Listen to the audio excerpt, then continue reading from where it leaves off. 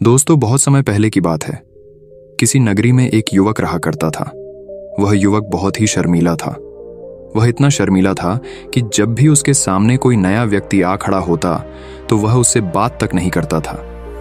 यहां तक कि जिन्हें वह जानता था, पहचानता था, उनसे भी बात करने में उसे बहुत शर्माया करता था।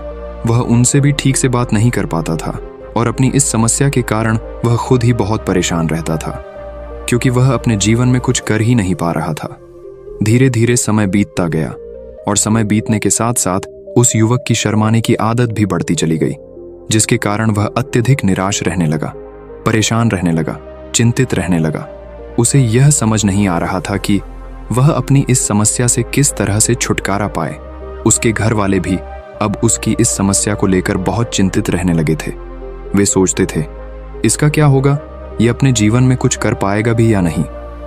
जब भी वह कहीं पर काम के लिए जाता तो लोग उसके इस सीधेपन का फायदा उठाते, उसे परेशान करते।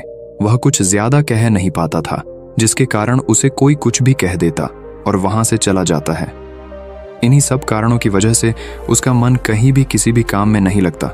वह हर काम को कुछ ही दिनों में छोड़ दिया करता। उसके मन में बहुत कुछ चल रहा था। उसके मन में विचारों के तूफान उठ रहे थे। वह सबसे बहुत कुछ कहना चाहता था, लेकिन अपनी इस आदत के कारण वह किसी से कुछ नहीं कह पा रहा था। वह अंदर ही अंदर घुटता जा रहा था। सारे विचार, सारी बातें उसके मन में ही दबी पड़ी थीं। लेकिन कभी भी वह किसी से भी अपने मन की बात नहीं बताता था। जब छोटा सा बच्चा था तब उसे लोग बहुत पसंद करते थे।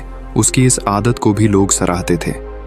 लेकिन इसी आदत की वजह से जब वह बड़ा हो गया, युवा हो गया, तो इसी आदत के कारण उसे अपना जीवन जीने में भी अत्यधिक परेशानियां उठानी पड़ रही थीं। और वह युवक भी अपनी इस गलती के कारण बहुत परेशान रहता। अपनी इस एक आदत से छुटकारा पाना चाहता था। वह चाहता था कि वह लोगों से अपने मन की बात खुलकर कह पाए। जो कुछ करना चाहता है, जो कुछ कहना चाहता है, वह सबसे वह खुलकर कह सके, कर सके। लेकिन जब भी कोई दूसरा उसके सामने आता तो उसकी जुबान मानो खुलती ही नहीं। यहाँ तक कि वह अपने माता पिता के सामने भी ठीक से बात नहीं कर पाता था। केवल उसके कुछ मित्र थे जिनसे वह अपने मन की बात कर पाता था। जब भी वह किसी बात का जवाब देता तो लोग उसकी हंसी उड़ाते थे, उसका मजाक बनाते। लोग कहते हैं कि आज तो तेरे मुंह में भी जबान आ गई है। यह समस्या दिन ब दिन बढ़ती चली जा रही थी और इस समस्या के कारण अब उसके पिता भी अत्यधिक चिंतित रहने लगे थे। वह चाहते थे कि उनका बेटा भी दूसरों के सामने अपने मन की बात रख सके। लेकिन एक दिन जब अपने उस बेटे को दूसरों के सामने शर्मिंदा होता हुआ देख रहे थे, तभी उन्हें बहुत क्रोध आया और वह अपने बेटे को खरी खोटी सुनाने लगे। उन्होंने उसे इतना डांट दिया कि वह युवा लड़का अत्यधिक क्रोधित हो गया और वहां से बिना कुछ कहे वहां से चला गया। शाम हो चुकी थी और अब तक उनका बेटा घर नहीं लौटा था। माता और पिता दोनों बड़े ही चिंतित थे। वे अपने बेटे को वापस घर पर देखना चाहते थे, लेकिन युवा लड़का तो भागते भागते पहाड़ की चोटी पर जा पहुंचा था। वह वहां से नीचे की ओर झांक रहा था और ईश्वर से कह रहा था, हे भगवान, आपने मुझे ऐसा क्यों बनाया? लोग मेरा मजाक उड़ाते हैं, लोग मेरी हंसी उड़ाते हैं। जब मैं इस दुनिया में अपने मन की बात रख ही नहीं सकता, मैं किसी से कुछ कह ही नहीं सकता, तो फिर मैं इस जीवन को जी कर क्या करूंगा? जब भी मैं किसी से कुछ कहने की कोशिश करता हूं तो लोग मेरा मजाक बनाते हैं, मेरी हंसी उड़ाते हैं। यहां तक कि वह मुझसे कुछ भी कहकर चले जाते हैं और मैं उनका जवाब नहीं दे पाता। ऐसा जीवन जीकर मुझे क्या मिलेगा? इसलिए मैं तेरे पास आ रहा हूं।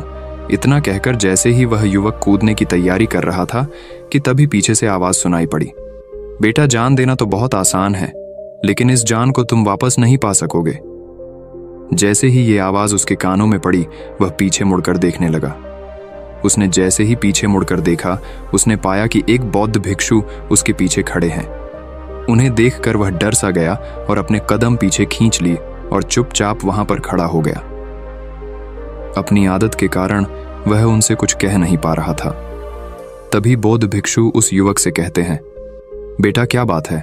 आखिर तुम यहां पर क्या कर रहे हो और तुम अपने इस जीवन को क्यों समाप्त करना चाहते हो? ये अनमोल जीवन बहुत कम लोगों को नसीब होता है और तुम्हें यह जीवन व्यर्थ लगता है। इस पर वह युवक कहता है, नहीं नहीं, कुछ नहीं, मैं तो बस यहां पर खड़ा होकर देख रहा था। तभी बौद्ध भिक्षु उस युवक से कहते हैं, बेटा, मैं जानता हूं कि तुम यहां पर क्या करने आए थे। तुम मुझसे कुछ नहीं छुपा सकते। लेकिन मैं चाहता हूं कि तुम अपनी समस्या मुझसे खुद बताओ, तभी मैं उसका समाधान तुम्हें बता पाऊंगा। यदि तुम चाहते हो कि कोई तुम्हारी मदद करे तो उसके लिए पहले तुम्हें ही आगे बढ़ना होगा। यदि तुम चाहते हो कि मैं तुम्हारी समस्या का समाधान करूं तो तुम्हें मुझे अपनी समस्या बतानी होगी, वरना मैं कुछ नहीं कर सकूंगा। उन बौद्ध भिक्षुओं की यह बात सुनकर वह युवक कहता है, नहीं नहीं, मैं ठीक हूं, मैं सच कह रहा हूं।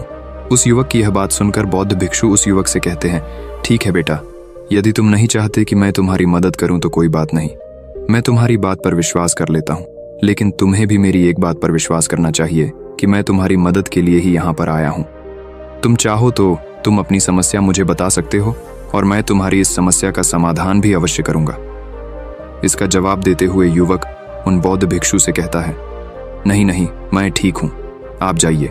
इस पर वह बौद्ध भिक्षु उस युवक से कहते हैं, ठीक है बेटा, यदि तुम चाहते हो कि मैं यहां से चला जाऊं तो मैं यहां से चला जाता हूं, लेकिन मेरी एक बात याद रखना, मेरे जाने के बाद मैं तुम्हारी कोई मदद नहीं कर पाऊंगा और हो सकता है कि तुम्हारी मदद के लिए कोई और आगे भी ना आए। इतना कहकर बौद्ध भिक्षु पीछे की ओर मुड़े और अपने मार्ग में आगे बढ़ने लगे। वो युवक वहीं पर खड़ा होकर ये सब देख रहा था। जैसे ही वह कुछ दूर पहुंचे तभी उस युवक ने जोर से आवाज लगाई, गुरुदेव, मेरी समस्या बहुत बड़ी है, क्या आप उसका समाधान कर सकेंगे? क्या आप मुझे उसका समाधान दे सकेंगे? यह सुनकर बौद्ध भिक्षु वहीं पर खड़े हो गए और पीछे मुड़कर उन्होंने उस युवक की बात का जवाब देते हुए कहा, बेटा, इस दुनिया में कोई भी ऐसी समस्या नहीं है जिसका कोई समाधान ना हो। यदि तुम मुझे अपनी समस्या बताओगे तो मैं उसका समाधान अवश्य करूंगा। तभी वह युवक उन बौद्ध भिक्षु से अपनी समस्या बताते हुए कहता है, गुरुवर, मेरी एक बहुत बड़ी समस्या है कि मैं शर्मीला हूं, जिसके कारण मैं किसी से कोई बात नहीं कर पाता। यहां तक कि मैं अपने मन की बात भी किसी को नहीं बता पाता। जब भी मैं किसी से बात करने की कोशिश करता हूं तो लोग मेरा मजाक उड़ाते हैं, मेरी हंसी उड़ाते हैं। जब भी मुझे कोई खरी खोटी सुनाता है, उलटी सीधी बातें करता है तो मैं उनका जवाब नहीं दे पाता। मैं लोगों की तरह चालाक बनना चाहता हूं, लोगों की तरह बातों का जवाब देना चाहता हूं, अपने मन की बात करना चाहता हूं। मैं इस दुनिया के साथ कदम से कदम मिलाकर आगे बढ़ना चाहता हूं। क्या इसका कोई समाधान है? उन बौद्ध भिक्षु ने उस युवक की सारी बातें ध्यानपूर्वक सुनी और फिर जवाब देते हुए कहते हैं, बेटा, जरूरत से ज्यादा शर्मीला होना, इसका अर्थ यह है कि तुम्हारे अंदर कोई डर है जिसे तुम पहचान नहीं पा रहे हो, जिसका कारण उसका समाधान करने में भी असमर्थ है। शर्म करना अलग बात है और डरना अलग। जब हमारे भीतर डर होता है तब हम कहीं भी किसी से भी कोई भी बात नहीं कर सकते। हमें चारों तरफ केवल डर ही नजर आता है और हम हर जगह से डरते ही रहते हैं। लेकिन इसे शर्माना नहीं कहते। शर्म तो बस एक हद तक तुम्हें चुप रख सकता है। फिर वह बौद्ध भिक्षु उस युवक से कहते हैं, बेटा, तुम सबसे अधिक किससे शर्माते हो? युवक इसका जवाब देते हुए कहता है, गुरुवर, मुझे अपने पिता से बात करने में बहुत शर्म आती है। मैं उनके सामने कुछ बोल ही नहीं पाता। तभी वह बौद्ध भिक्षु उस युवक से कहते हैं, अच्छा, तो ये बताओ, जब तुम अपने पिता से बात कर रहे होते हो या फिर बात करने का प्रयास करते हो तो तुम्हारे मन में कैसे ख्याल आते हैं? युवक इसका जवाब देते हुए कहता है, गुरुवर, जब भी मैं अपने पिता से बात करने का प्रयास करता हूं तो मुझे ऐसा लगता है कि मानो मेरे पिता अभी मुझे डांट देंगे, मुझ पर क्रोध करेंगे, मुझसे नाराज हो जाएंगे और कहीं ना कहीं मुझे यह भी लगता है कि मैं कुछ गलत बात ही करूंगा। यहां तक कि मेरे मन में ऐसे भी ख्याल आते हैं कि शायद मेरे पिता मुझसे प्यार ही नहीं करते। परंतु गुरुवर, आप कहते हैं कि शर्म अलग है और डरना अलग बात है, तो क्या कोई ऐसा उपाय है जिससे मुझे डर ही ना हो? क्या कोई ऐसा रास्ता है जिससे मेरे अंदर का यह डर पूरी तरह से समाप्त हो जाए? कृपा करके मुझे इस समस्या का समाधान बताइए। मुझे अपने इस डर से बाहर निकलना है। मुझे लोगों की तरह अपने इस जीवन को खुलकर जीना है। उस युवक की यह सारी बातें सुनकर बौद्ध भिक्षु उस युवक से कहते हैं, जाओ और अपने पिता से कहो कि मुझे कुछ काम करना है और उसके लिए मुझे आपसे कुछ धन चाहिए। यदि तुम उनसे धन मांगने में कामयाब हो गए तो मैं तुम्हें तुम्हारी समस्या का समाधान अवश्य बताऊंगा। वह युवक काफी घबरा गया। उसने उन गुरुवर से कहा, हे गुरुवर, मुझे यह कार्य न दीजिए। मैं उनसे कुछ नहीं कह पाता। उनके सामने तो मेरी बोलती तक बंद हो जाती है। मैं उनसे धन भला कैसे मांगूंगा? ये बात सुनकर बौद्ध भिक्षु उस युवक से कहते हैं, तब तो तुम्हारी समस्या का कोई भी समाधान नहीं है और ना ही तुम कभी भी अपने जीवन को खुलकर जी पाओगे। यह बात सुनकर युवक उन भिक्षुओं से कहता है, गुरुवर्ग, ऐसा ना कहे, कृपा करके मुझे कोई और कार्य बताइए, कोई ऐसा कार्य जिससे मेरे अंदर का डर पूरी तरह से समाप्त हो जाए। कोई ऐसा समाधान बताइए। इसका जवाब देते हुए वह बौद्ध भिक्षु उस युवक से कहते हैं, बेटा, यदि तुम्हें अपने अंदर के डर को समाप्त करना है तो पहले तुम्हें मेरा यह कार्य करना होगा जो मैंने तुम्हें कहा है। वह युवक घबराकर काफी देर सोच विचार करने के बाद पुन गुरुवर से कहता है, ठीक है, यदि आप चाहते हैं कि मैं इस कार्य को करूं तो मैं इसे करने का पूरा प्रयास करूंगा। इतना कहकर वह युवक अपने घर लौट जाता है। उसे देखकर उसके माता पिता बहुत खुश हो जाते हैं और वह युवक अपने पिता से डरते डरते कहता है, पिताजी, मुझे आपसे कुछ बात कहनी है। इस पर उसके पिता कहते हैं, बोलो क्या बात है। युवक आगे कहता है, पिताजी, मैं कुछ काम करना चाहता हूं और उसके लिए मुझे आपसे कुछ धन चाहिए। क्या आप मुझे कुछ धन दे सकते हैं? इतना सुनकर उस युवक के पिता ने उसकी ओर ध्यान से देखा। काफी देर देखने के बाद वह खुशी से झूम उठे और तुरंत ही उन्होंने कुछ धन अपने पुत्र के हाथों पर रख दिया और कहने लगे, बेटा, इतना धन काफी है कि तुम्हें और चाहिए।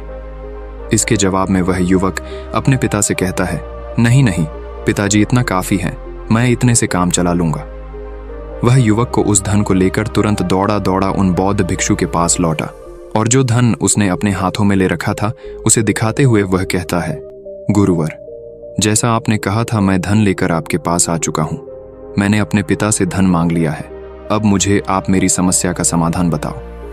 तभी बौद्ध भिक्षु उस युवक से कहते हैं, अरे इतनी जल्दी क्या है, अभी तो तुम्हें मेरे लिए एक और काम करना है, तभी मैं तुम्हें तुम्हारी समस्या का समाधान अवश्य बताऊंगा।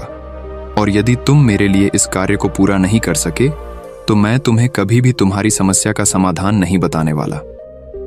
तभी वह युवक उन बौद्ध भिक्षुओं से कहता है, हे गुरुवर, अभी तो मैंने आपके लिए एक काम किया है, अभी आप मुझे एक और काम करने के लिए कह रहे हैं। तभी बौद्ध भिक्षु उस युवक से कहते हैं, हाँ, तुम्हें मेरे लिए एक और काम करना ही होगा। वह युवक एक बार फिर से काफी देर सोच विचार कर उन बौद्ध भिक्षु से कहता है, अच्छा ठीक है, बताइए अब मुझे क्या करना है। इसके जवाब में बौद्ध भिक्षु उस युवक से कहते हैं, जाओ और यह धन जो तुमने अपने पिता से मांग कर लाया है, इस धन को वापस अपने पिता को लौटा दो और साथ साथ ये भी कहना कि पिताजी, मैं अभी काम नहीं करना चाहता हूं, लेकिन जब समय आएगा तो मैं आपसे यह धन वापस ले लूंगा और उससे अपना काम पूरा करूंगा। यह बात सुनकर युवक एक बार फिर से ऊपर से नीचे तक पूरी तरह से कांप गया और कहने लगा, गुरुवर, आप मुझे कोई और काम सौंप दीजिए, मैं उसे जरूर करूंगा। लेकिन अब यदि मैं धन लेकर उनके पास वापस गया तो वह क्या सोचेंगे मेरे बारे में? मैं तो शर्मिंदा हो जाऊंगा उनके सामने। इसलिए गुरुवर, कृपया करके मुझे कोई और काम दे। तभी बौद्ध भिक्षु उस युवक से कहते हैं, बेटा, जो काम मैंने तुम्हें सौंपा है तुम्हें उसी कार्य को पूरा करना होगा, अन्यथा तुम्हारी समस्या का समाधान मैं तुम्हें नहीं बताने वाला। काफी देर सोच विचार करने के बाद वह उन बौद्ध भिक्षु से कहता है, ठीक है गुरुवर, मैं वापस जाता हूं और ये धन लौटाकर मैं अब भी आता। वह तुरंत दौड़ा अपने पिता के पास वापस लौटा और उसने अपने पिता से कहा, पिताजी, मैं यह धन अभी नहीं लेना चाहता, अभी ये धन आप मुझसे वापस ले लीजिए। जब मुझे कोई काम पड़ेगा तो मैं आपसे ये धन वापस ले लूंगा। उसके पिता ने उस युवक की तरफ घूर घूर कर काफी देर तक देखा और फिर मुस्कुराते हुए कहने लगे, बेटा, मैं समझता हूं कि किसी भी काम को शुरू करने से पहले हमें उसके बारे में जानकारी इकट्ठा करनी चाहिए। उसके बारे में समझना जरूरी है। कब, क्या, कैसे और कब तक करना है, इसके बारे में भी हमें जानकारी लेनी जरूरी है। कोई भी काम ऐसे ही नहीं शुरू किया जा सकता, उसमें हम नहीं होंगे या फिर नहीं, इसका भी अनुमान हमें लगाना पड़ता है। और जब हम इन सभी के बारे में सही जानकारी प्राप्त कर लेते हैं तभी हमें धन लगाना चाहिए। मुझे बहुत खुशी है कि तुमने ये सही निर्णय लिया है। जब तुम्हें यह समझ में आ जाए कि जो कार्य तुम करने जा रहे हो वह तुम्हारे लिए उचित है, तब तुम चाहो तो मैं तुम्हें यह धन वापस लौटा दूंगा। युवक अपने पिता से यह सारी बातें सुनकर मन ही मन बहुत प्रसन्न था। उसने ये तो उम्मीद तक नहीं की थी कि उसके पिता हंसकर उसे इस तरह से सारी बातें समझाएंगे। वह मन ही मन ये सोच ही रहा था कि तभी उसके पिताजी उसके और करीब आए और अपनी उस युवा बेटे को गले से लगा लिया। जैसे ही उसके पिता ने उस युवक को गले से लगाया, उसको बहुत अच्छा महसूस हुआ। उसका आत्मविश्वास, उसका हौसला और बढ़ता गया। उसके बाद युवक वापस पुन गुरुवर के पास लौटा और कहने लगा, गुरुवर, जैसा आपने कहा था मैंने बिल्कुल वैसा ही किया है। मैंने धन अपने पिता को वापस कर दिया है। अब तो कृपया करके मुझे मेरी समस्या का समाधान बता दीजिए। तभी बौद्ध भिक्षु उस युवक की तरफ देखकर मुस्कुराते हैं और इस युवक से कहते हैं, बेटा इतनी जल्दी क्या है, अभी तो तुम्हें मेरे लिए एक और काम करना ही पड़ेगा। वह युवक कहता है, महाराज, आप आखिर मुझसे बार बार इस तरह से काम क्यों करवा रहे हैं? क्या आपके पास मेरी समस्या का कोई समाधान नहीं है? कहीं आप मुझे बेवकूफ तो नहीं बना रहे? जिस तरह से लोग मुझे बेवकूफ बनाते हैं, क्या आप भी मेरे साथ वही तो नहीं कर रहे? आपने कहा जाओ अपने पिता से पैसे मांग कर लाओ, मैंने पैसे मांग कर लाए आपने, फिर कहा जाओ ये पैसे अपने पिता को लौटा कर आओ। मैंने आपके कहे अनुसार बिल्कुल वैसा ही किया, और अब आप कह रहे हैं कि मैं आपके लिए एक और काम करूं? नहीं, ये मुझसे नहीं होगा। तभी बौद्ध भिक्षु उस युवक की तरफ देखकर मुस्कुराते हैं और कहते हैं, बेटा बस ये आखिरी काम है और यह बहुत सरल भी है। तुम जैसे ही इस कार्य को पूरा करोगे, मैं तुम्हें वचन देता हूं कि मैं तुम्हारी समस्या का समाधान तुम्हें अवश्य बताऊंगा।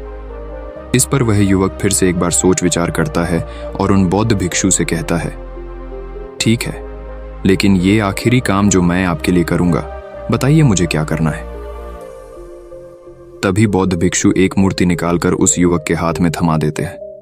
वह मूर्ति देखने में बहुत ही साधारण सी थी, लेकिन वह बौद्ध भिक्षु उस युवक से कहते हैं, बेटा तुम्हें इसे बाजार में ले जाना है, इसे बेचना है और इसके बदले में तुम्हें 100 सोने के सिक्के लेकर आने हैं। जब तुम यह करने में सफल हो जाओगे, तभी मैं तुम्हें तुम्हारी समस्या का समाधान तुम्हें बता पाऊंगा। वह युवक उस मूर्ति को अपने हाथ में लेकर बड़े ही गौर से देखता है और उन बौद्ध भिक्षुओं से कहता है, हे गुरुवर, ये तो बड़ी ही साधारण सी मूर्ति लग रही है, मानो मिट्टी की बनाई गई। इसके लिए भला 100 सोने के सिक्के मुझे कौन देगा? कहीं आपका माथा फिर तो नहीं गया है? इसके 1 या 2 सोने के सिक्के मिल जाए वही बहुत है, लेकिन इसके लिए 100 सोने के सिक्के कोई नहीं देगा। तभी बौद्ध भिक्षु उस युवक से कहते हैं, बेटा मैंने जो तुम्हें काम सौंपा है, यदि तुम उसे पूरा करोगे तभी तुम्हें तुम्हारी समस्या का समाधान मिल पाएगा, अन्यथा तुम चाहो तो अपने घर लौट सकते हो, फिर से वही अपने पुराने जीवन में जहां लोग तुम्हारा मजाक बनाते हैं, लोग तुम्हें डराते हैं, सताते। मैं तुम्हें यहाँ अपने डर को निकालने में तुम्हारी मदद कर रहा हूँ। तुम मेरे यहाँ काम करके अपने डर को धीरे धीरे भगा पाओगे। मेरे इस काम को पूरा कर दो, तुम्हें सब समझ आ जाएगा। वह युवक उन बौद्ध भिक्षुओं की बात सुनकर मन ही मन ये विचार करता है कि मुझे तो मेरी समस्या का समाधान किसी भी हालत में चाहिए, जिस कारण वह उस मूर्ति को उठाकर बाजार की ओर चल पड़ता है।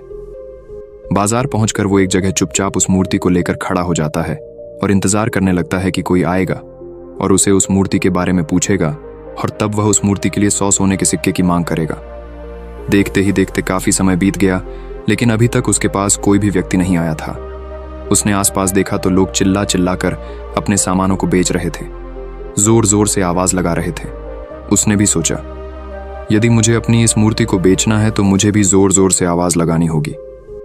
उस युवक ने चिल्लाना शुरू किया, लेकिन वह इतनी जोर से नहीं चिल्ला रहा था, उसकी आवाज उसे खुद तक सुनाई नहीं पड़ रही थी। तो भला उसकी आवाज को दूसरे कैसे सुनते, जिस कारण उसे कोई भी व्यक्ति खरीदने के लिए तैयार नहीं था। धीरे धीरे शाम का समय हो चुका था और उस व्यक्ति को यह डर था कि कहीं वह बौद्ध भिक्षु वहां से कहीं चला ना जाए, अन्यथा उसे उसकी समस्या का समाधान कौन देगा। ये सोचकर उसने जोर जोर से आवाज लगानी शुरू की कि 100 सोने के सिक्के में यह मूर्ति ले लो। उसकी आवाज सुनकर लोग उसके पास आने लगे और उससे यह सवाल करने लगे, इस मूर्ति में ऐसा क्या है जो तुम इसके लिए 100 सोने के सिक्कों की मांग रहे हो? इसके अंदर ऐसा कुछ तो खास होगा ही। युवक काफी देर सोच विचार कर उस युवक से कहता है, नहीं नहीं, मुझे कुछ नहीं पता, मैं तो बस ये मूर्ति यहां पर बेचने आया हूं। तभी उसमें से एक युवक उस युवक से कहता है, अगर ऐसी बात है तो इस मूर्ति को कोई नहीं खरीदने वाला। आखिर इस मूर्ति में ऐसा क्या खास है जिसके लिए तुम सोने के सिक्के की मांग कर रहे हो? ये तो तुम्हें बताना ही पड़ेगा। धीरे धीरे कई लोग उसके पास आए और सभी ने बस एक ही सवाल किया, आखिर इस मूर्ति में ऐसा क्या खास है, ऐसी क्या बात है जिसके लिए तुम सोने के सिक्के की मांग कर रहे? उस युवक ने उससे बातचीत की, उन्हें समझाने की कोशिश की, कई प्रयत्न किए, लेकिन कोई भी उस मूर्ति को सोने के सिक्के देकर खरीदने के लिए तैयार नहीं था। वह निराश हो गया, उसे कुछ समझ नहीं आ रहा था कि वह क्या करे। तभी बाजार में उसने देखा कि कुछ लोग अपने सामानों की खासियत बता रहे हैं, उसे बेचने के लिए उसकी खास खास बातों के बारे में लोगों को समझा रहे हैं। ये देखकर उसने भी सोचा कि मुझे भी इस मूर्ति की कुछ खासियत लोगों को बतानी है। उसने फिर एक बार जोर जोर से आवाज लगानी शुरू की, समस्या का समाधान निकालने वाली मेरी गुरु की इकलौती मूर्ति, जो इस दुनिया में केवल एक ही है। जिसके पास भी यह मूर्ति होगी उसके घर में कोई समस्या नहीं होगी। यह मूर्ति उस समस्या का समाधान तुम्हें अवश्य बताएगी। ये सुनकर लोग उसके पास पहुंचने लगे और उसे ये सवाल करने लगे, क्या सच में यह मूर्ति जिसके पास होगी उसके पास कोई समस्या नहीं होगी? क्या सच में यह सभी समस्याओं का समाधान करती है? उसका जवाब देते हुए युवक कहता है, हाँ, सभी समस्याओं का समाधान कर देती है। यदि आप इस मूर्ति को ले जाते हैं, आपके घर में कोई भी समस्या होगी तो उसका समाधान यह आपको अवश्य बताएगी। चाहे कोई भी समस्या हो, कैसी भी समस्या हो, कैसी भी परिस्थिति हो, आपको इसका समाधान अवश्य मिलेगा। इतना सुनने के बाद अब वही एक मूर्ति सबको चाहिए थी, उस मूर्ति के दाम लगाने लगे। कोई उसे 200 सोने के सिक्के, तो कोई 400, कोई 6, 7, तो कोई 1000 सोने के सिक्के देने के लिए तैयार था। उस मूर्ति की कीमत लगातार बढ़ती जा रही थी।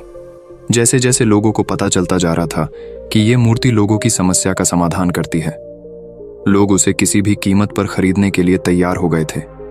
अब वह युवक भी आत्मविश्वास के साथ और जोर से चिल्ला रहा था, लोगों को उस मूर्ति के बारे में समझा रहा था, बता रहा था। अब उसके मन में कोई डर नहीं था। वह लोगों को उस मूर्ति के बारे में पूरे आत्मविश्वास के साथ बिना घबराए उस मूर्ति की खासियत बताने में लगा हुआ था, जिसके कारण लोग उस पर भरोसा कर रहे थे और वह भरोसा लोगों की नजरों में नजर भी आ रहा था। जैसे जैसे अंधेरा होता गया, लेकिन लोगों की भीड़ मानो कम होने का नाम ही नहीं ले रही थी। लोग उस मूर्ति को खरीदना चाहते थे। उस युवक ने जोर से आवाज लगाई कि मुझे क्षमा करे, यह मेरे गुरु की मूर्ति है और मैं इसे बेचना नहीं चाहता। इतना कहकर वह युवक उस मूर्ति को लेकर वापस खाली हाथ लौट आया और उन गुरुवर के पास पहुंचा और उन गुरुवार से कहने लगा, हे गुरुदेव, आपका बहुत बहुत धन्यवाद। इस मूर्ति ने मेरी समस्या का समाधान कर दिया। मुझे समझ में आ गया कि मेरी क्या समस्या थी। हालांकि मैं इसे बेचकर सोने के सिक्के तो आपके लिए नहीं ला पाया, लेकिन मुझे मेरी समस्या का समाधान अवश्य मिल गया। आपका बहुत बहुत धन्यवाद। इस बात को सुनकर बौद्ध भिक्षु उस युवक से कहते हैं, बेटा, मैंने तुम्हारी समस्या का समाधान नहीं किया है, तुमने तो खुद ही अपनी समस्या का समाधान किया। अपनी समस्या तुमने खुद ही सुलझा ली है। तुम्हारे मन में हजारों सवाल थे, मैं ये करूंगा तो लोग मेरे बारे में क्या सोचेंगे, यदि मैं अपना मुंह खोलूंगा तो लोग मेरे पर हंसेंगे, यदि मैंने मुंह खोला तो मैं कुछ गलत ही करूंगा। ऐसे कई सारे विचार तुम्हारे मन में थे, ऐसे कई सारे डर तुमने अपने मन में पाल रखे थे।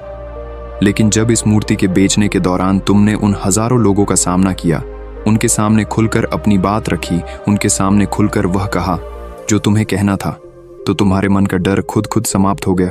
जिसे तुम शर्मा ना कहते थे, वो अपने आप ही तुम्हारे भीतर से कहीं गायब हो गया।